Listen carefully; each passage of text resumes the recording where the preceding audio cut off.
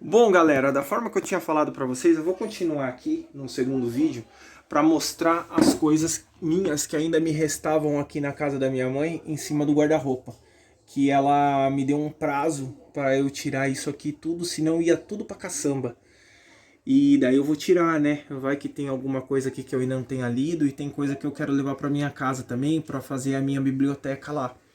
E daí, conforme eu for fazendo, as coisinhas que for chegando lá na minha casa, eu vou mostrando pra vocês como é que tá ficando, tá bom? Então vamos continuar aqui no mesmo processo que eu tava, de tirar os livros daqui e colocar na mesinha ali em cima. Eu vou ter que pausar aqui um pouco porque agora tá pesado. Continuando aqui, pessoal, então agora o que eu tenho aqui, o que apareceu aqui, o que caiu de cima desse guarda-roupa na minha mão? Isso aqui é um guia de estudo de morfometria geométrica, que a título de curiosidade foi a ferramenta que eu usei para a concepção da minha dissertação de mestrado, que é basicamente o estudo da forma e do tamanho de estruturas anatômicas. Aqui nós temos o que? Temas em psicologia da religião. Isso aqui é uma área de estudo da qual eu me interesso bastante. Obviamente não tenho formação nisso, mas gosto bastante do panorama de estudo da questão da psicologia dentro da religião e da psicologia em outras áreas da nossa vida, né? De que tudo que a gente faz, na verdade, é uma resposta a traumas psicológicos, como diria o Dr. Freud, né? Isso aqui o que é? Isso aqui são exames oftalmológicos. Meus exames, isso aqui já deve ter mais de 15 anos.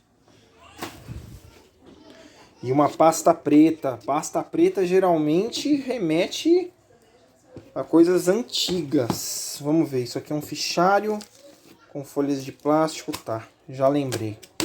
Isso aqui são xerox do tempo da graduação. Isso aqui sim é velho. Isso aqui tem xerox de capítulos inteiros de livro. Aqui tópicos avançados em genética.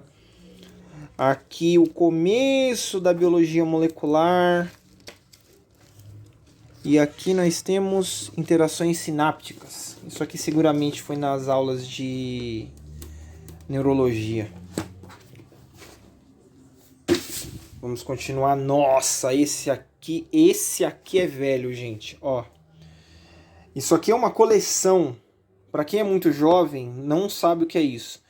Mas antes da internet, se a gente quisesse saber um pouco da geografia, quisesse saber um pouco de história do mundo, os nossos pais tinham que comprar fascículos no jornal todo domingo.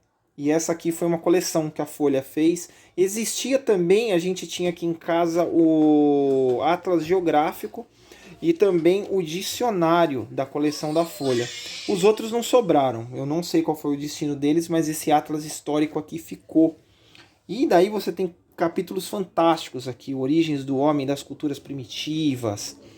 Ele mostra como eram os movimentos dos povos na antiguidade. No caso desse capítulo aqui, as dispersões linguísticas.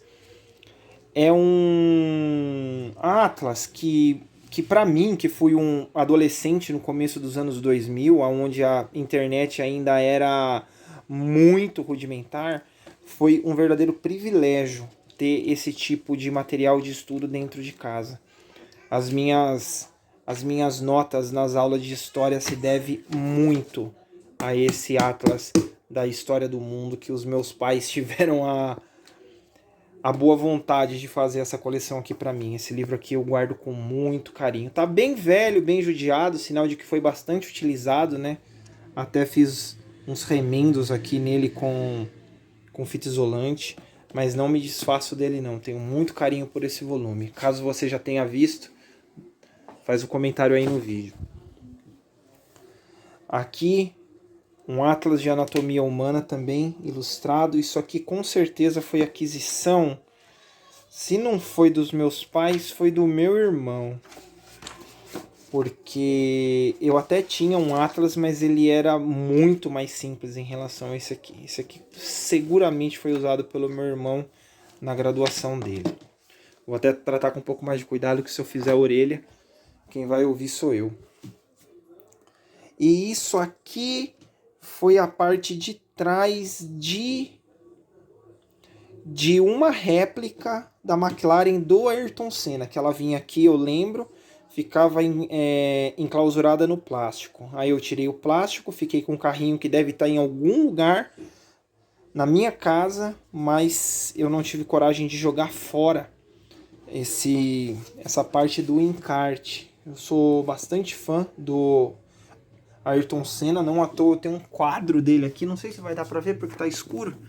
Esse quadro eu tenho que levar embora, tá até quebrado. É um quadro do Ayrton Senna bastante grande e tem o outro menorzinho em casa. Então não tive coragem de me desfazer disso aqui não, provavelmente não tenha coragem novamente. Vamos ver o que tem aqui. Aqui é papel puro, hein? Aqui tá com cheiro de fumaça. Aliás, de fumaça não, de poeira. Aqui é só manuscrito mesmo, galera. Isso aqui são as minhas anotações do tempo que eu fazia rascunho dos livros que eu estudava e dos livros que eu escrevia. Eu acho que é isso mesmo. Aqui só tem rascunho, são coisas que eu acabei algumas abandonando, outras eu levei a cabo para conceber capítulos mesmo. Aqui, por exemplo, eu não posso nem mostrar muito porque são partes em manuscrito de um livro que na verdade eu ainda não terminei. Muito bacana ter encontrado isso aqui. É um livro que tá em concepção aí há coisa de 5, 6 anos. E aqui tem alguns rascunhos da época que eu tive a ideia. Vai ser interessante ler isso aqui, ver se eu consigo resgatar alguma coisa, quem sabe me anima a voltar a escrever. Que é um passatempo que eu gosto bastante, já fui muito mais dedicado a isso. Mas agora está bastante parado. Olhem só o volume que está se formando aqui. Vamos ver se ainda tem mais alguma coisa. Tem mais alguma coisa ainda. Vou pausar aqui para continuar, que aqui vai dar trabalho. Agora aqui, galera, tem muita coisa. E tem coisa aqui que eu realmente fiquei surpreso de achar aqui. Vamos lá. O primeiro que eu vou mostrar aqui para vocês é o chamado do Cuco, que é do Robert Galbraith. Que na realidade isso aqui é o pseudônimo da Joanne Rowling, que é a autora do Harry Potter, né?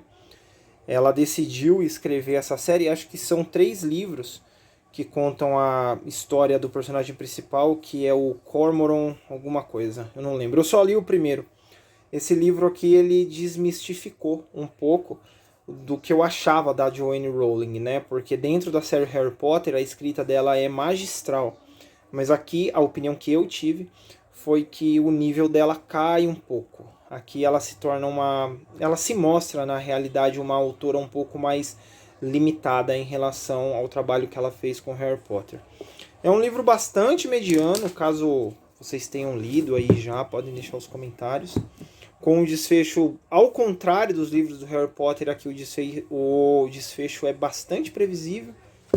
Mas para quem nunca leu Harry Potter, eu recomendo o chamado do Cuco e que leia Harry Potter depois. Se fizer o caminho contrário, vai ficar um pouco decepcionado. Agora uma coisa aqui também que os jovens não conhecem, viu? Um dicionário escolar. Eu ainda tenho dicionário, gente. Diz aí se eu sou velho ou não. Um dicionário de inglês, português, português e inglês. Usei muito isso. Usei muito, muito, muito. Me acompanhou por anos esse dicionário Michaelis. Agora também uma coisa bastante aleatória, hein? Um livro sobre criação de peixes beta. Eu nunca iniciei essa criação, mas por um momento da minha vida eu considerei isso com bastante seriedade. Estudei um pouco a respeito da reprodução dos betas, da ecologia dos betas. Até cheguei a comunicar para o meu pai e para minha mãe que faria o viveiro dos aquários aqui debaixo da varanda da casa deles. Ia instalar uma dúzia de lâmpadas incandescentes na época, né? Porque é um porão, então é escuro. Ia deixar tudo iluminado. Não cheguei a levar essa ideia adiante, o que deixou os meus pais bastante felizes. Mas por um tempo eu cheguei a considerar a criação de peixes beta. Até hoje eu acho muito bonitos, mas não tenho mais gana para criá-los, né? Agora um outro livro que vai na mesma linha do Eram os Deuses Astronautas, mas esse aqui do Raymond Drake, que fala de deuses e astronautas no Antigo Oriente.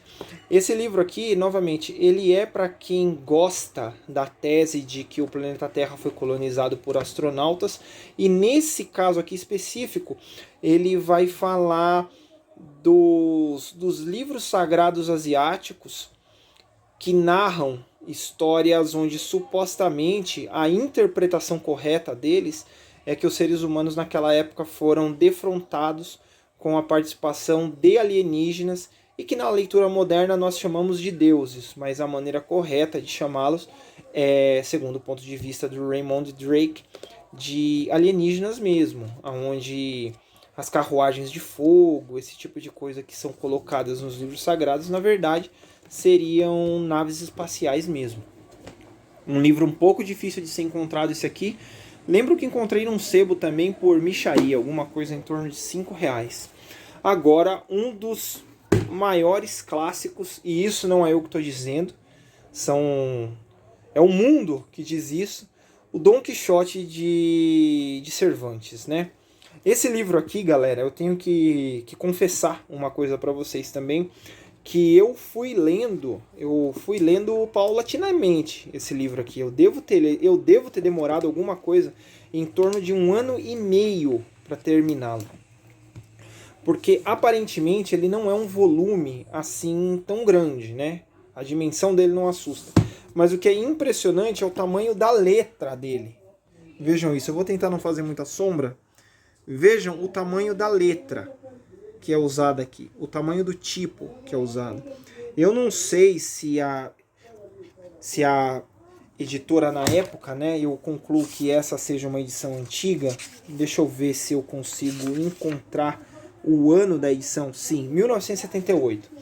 Então, acho que eles quiseram economizar um pouco de papel, talvez, então diminuíram bastante a letra. Quem tem problema de miopia não vai conseguir ler isso aqui sem óculos, é inimaginável. Mas, no entanto, é uma edição bastante caprichada, não é difícil de se encontrar essa versão com a capa dura. É um livro que eu demorei bastante tempo para ler por conta do palavreado rebuscado, das expressões longas, né?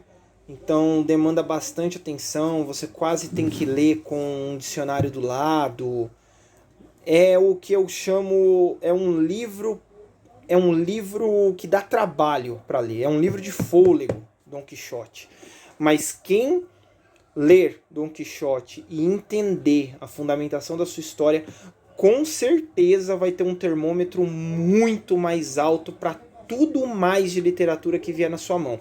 Você vai passar a chamar poucos livros de bons quando você terminar de ler e entender Dom Quixote do Miguel de Cervantes. Uma curiosidade que eu encontrei aqui, eu acho que esse aqui deve ser o único relógio que eu usei na minha vida inteira. É um modelo antigo, eu lembro que foi um presente do meu tio. Eu nunca fui fã de relógio, né? Então, como eu ganhei esse aqui, e eu fiquei até um pouco sem graça de dizer que eu não usava relógio, passei a usar. Usei até a bateria acabar. Quando a bateria acabou precisamente às 6 horas, não sei se é 6 horas da manhã ou 6 horas da tarde, eu não usei mais. Coloquei ali no meu estojinho, nunca mais usei. Isso deve ter tranquilamente mais de 15 anos. Agora nós vamos para os finalmente aqui. São só livros encadernados, né? Apostilas. Vamos ver o que é. Tem um aqui que eu suspeito que seja, e estou até impressionado de estar aqui ainda. Isso aqui é mais uma apostila de alemão. Acho que isso aqui é um sinal do destino, viu, gente? Acho que isso aqui é um sinal do destino para eu começar a estudar alemão. Quem sabe? Só para lembrar que esse material não é meu, viu? Esse material aqui é do meu irmão, que um amigo deu para ele. E acabou ficando aqui sob meus domínios. Acho que agora eu vou acabar tomando posse mesmo. Agora vamos para os encadernados. Vamos ver o que é isso. Ah, sim. Isso aqui foi o meu... Isso aqui é a minha dissertação de mestrado na parte da banca, né? Aquela capa azul bonitona foi a versão final. Essa aqui foi a versão da defesa, né, que eu fiz para defender. Veio cheia de correções, ó. Que veio cheia de correções, eu tive que corrigir isso aqui tudo para transformar naquela de capa azul, de capa dura, versão final. Essa aqui é a outra versão, que era do outro professor. Isso aqui é um livro muito interessante, galera. Olha o título disso. A Experiência Psicodélica, um manual baseado no livro tibetano dos mortos. O meu irmão, ele vive citando as passagens desse livro aqui, que eu li apenas o começo. Tá? Eu não vou falar muito do conteúdo disso aqui, porque ele é um pouco perturbador. Tá? Ele fala da percepção da vida após o uso de certos alucinógenos, de como que a sua condição psicológica e psiquiátrica afeta nas suas decisões durante esse tipo de evento. Apenas a título de curiosidade, eu tenho um conhecimento teórico só apenas acerca disso, né? Mas é um livro que eu nunca vi uma versão oficial de editora. Isso aqui. O único volume que eu vi na minha vida desse manual é esse aqui. Baixado dos meandros da internet e encadernado pelo amigo do meu irmão. E aqui nós temos uma outra versão da minha dissertação. Para quem não sabe, uma dissertação de mestrado geralmente ela é feita em 5 cópias provisórias assim, que a banca avalia e depois de todas as correções você faz a versão final. Olha a cor dos meus dedos, olha o que é poeira aqui nesse lugar. Aqui eu tenho a versão de qualificação. Aqui eu tenho... Nossa, olha só o que eu tenho aqui. Eu tenho a tese... Eu tenho a tese de doutorado de um colega meu, do André. O estudo que ele fez com Culex quinquefasciatus. Eu lembro que eu peguei essa versão da tese dele para estudar, para prestar a prova de estágio que eu fiz na Faculdade de Saúde Pública, isso em 2012, final de 2012. Então, graças a esse conteúdo aqui que eu consegui passar na prova, graças a essa tese do André, que depois eu vim a conhecer pessoalmente, trabalhei bastante com ele, trabalho com o André até hoje. E aqui eu tenho também uma versão impressa de uma tese de doutorado, isso aqui, do Alessandro Barghini, que eu não conheço o Alessandro Barghini. Sim, é uma tese de doutorado que eu peguei para estudar a influência de armadilhas luminosas sobre a vida silvestre. E também técnicas para minimizar os impactos. É isso mesmo. Deixa eu colocar isso aqui que já está bastante pesado. Agora os próximos são bastante interessantes, viu, gente? Olha o tamanho disso. Não é à toa que a minha mãe estava contando os dias para eu tirar essas coisas daqui, né? Tava quase afundando o assoalho do guarda-roupa. Vamos para a última parte, que essa aqui talvez seja mais interessante. Para quem não sabe, eu já escrevi um livro, tá, gente? E o título desse livro aqui eu vou ter que deixar um pouco apagado, porque a gente sabe, né? A gente tem que proteger os mimos da gente. Pode ser que alguém copie o título, então eu tenho um pouco de receio em relação a isso. Então eu vou deixar borrado aqui, mas não tem nada demais, tá? É o segredo de alguma coisa, o título do livro, né? E esse livro aqui eu escrevi ele entre os anos de 2008 e 2012, se não me falha a memória. Ele é um livro que eu me senti muito inspirado quando eu li o Código da Vinci, do Dan Brown. E daí eu resolvi fazer algo que bebesse das mesmas fontes de mistério, de teoria de conspiração, de espionagem, troca de tiro no meio da rua, assassinatos a serem resolvidos e um plot twist no final. Mas eu queria algo em São Paulo, algo feito em São Paulo. E como naquela época nós tínhamos um grande noticiário no Brasil e no mundo falando de terrorismo, então esse livro que eu fiz aqui, ele aborda um pouco isso. Quem sabe eu publique ele de verdade um dia,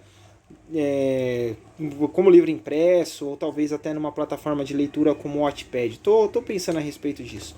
Ele é um livro razoavelmente longo, né? Me deu um trabalho danado para escrever isso aqui, mas não se assuste que ele era maior Olha só a versão original dele. Eu vou tapar o título aqui de novo, tá, gente? Como eu falei, é o segredo de alguma coisa, o título do livro.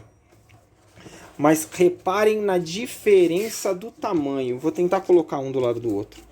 Olha isso aqui.